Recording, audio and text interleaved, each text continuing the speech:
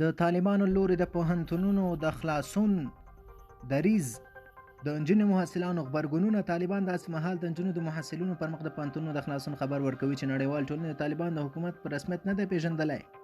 دوستانو په دې هیله چې روغ جوړ به وي، ویډیو را سره تر پای وګورئ او زموږ چینل در سره ضرور سبسکرایب کړئ.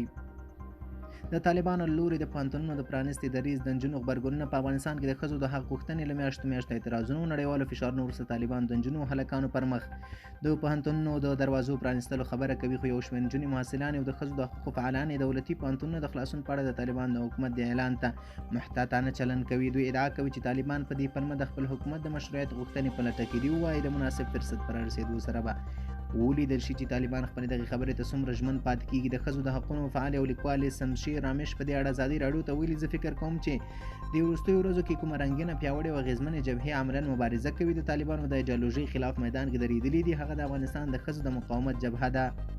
دوی د دې مطلب په اعلان سره چې پوهنتونونه به بیرته خلاص شي غواړي یو څو ښځې له خپلو مبارزو په شا کړي، او دوی دا کار د خپل حکومت د مشروعیت او د ملګرو ملتونو بهرنیو د پام د وړ اړولو لپاره کوي.